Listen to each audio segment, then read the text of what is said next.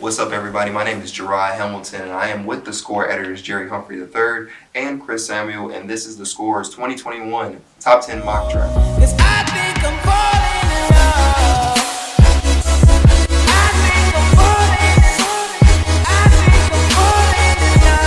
So the rules for this will be, we're not going to do trades for this one, and each person is going to get a select number of teams in the top 10. So for example, I'll have 1, 4, 7, and 10.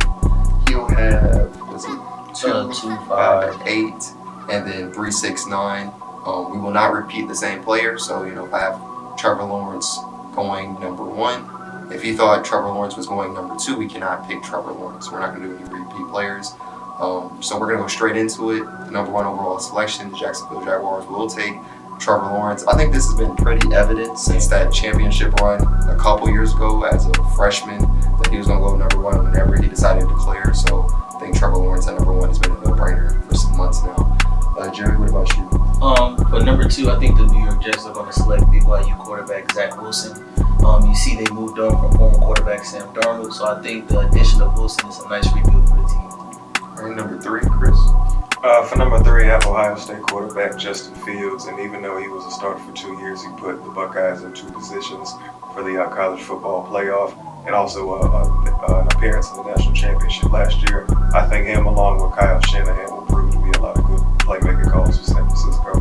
And what you just said there about the Jets moving on from Sam Darnold, just recently traded the 6th-round pick this year and the 2nd and 4th next year. You got to think they're taking a quarterback, and then with San Francisco, all that capital they used to move up to number 3, you would think they're also going to get, I guess, whoever falls, Wilson or Fields, right? Or do you think Mac Jones is seriously in consideration? I think it's a good thing to hear about, with him being a national championship winning quarterback, but I think Fields has more intangibles on the field than Mac Jones. I agree. At number 4, I got the Atlanta Falcons taking tight end Kyle Pitts from Florida. He has the possible chance to be a generational talent at the tight end position. Really gives the Travis Kelce type mold vibes. I do think that Atlanta is probably going to trade back, but like I said, we're not doing trades. So number 5, what do you got for Cincy? For the Bengals at number 5, I got them picking Jamar Chase from LSU. He was clearly the best receiver on that 2019 roster, and I think a reunion with Joe Burrow would be nice. All right, Jamar Chase, number 5. At number 6, what about you, Chris? For number 6, going to Miami, I have Alabama wide receiver Devontae Smith, the Heisman winner, and also the Biletnikoff winner.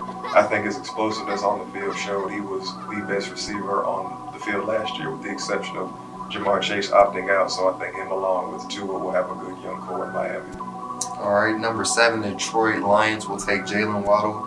I think, with Kenny Galladay going to the New York Giants, Marvin Jones going to Jacksonville, you got to put some talent around Jared Goff.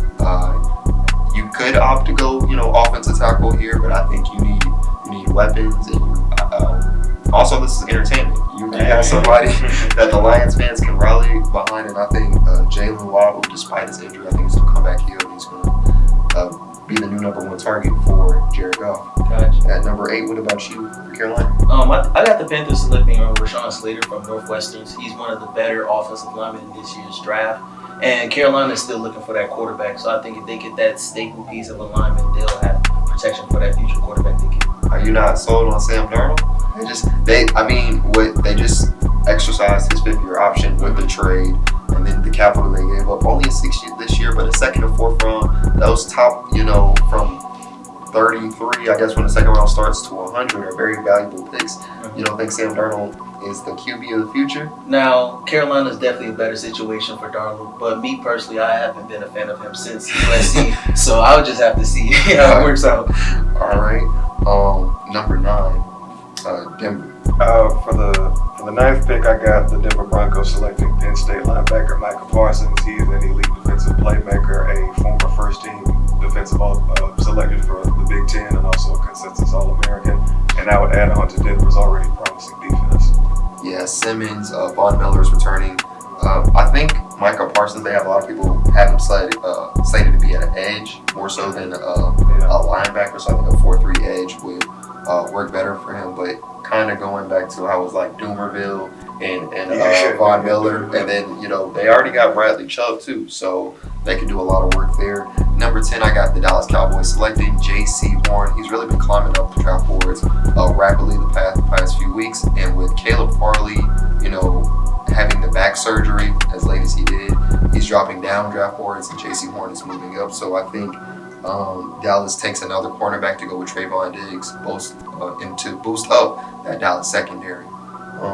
Any sleeper or pick you would think has a chance to be in the top 10 that you may not have a top 10 pick on, or a team trading up for a guy that you think they're really going to want? I think the sleeper this year is definitely Mac Jones.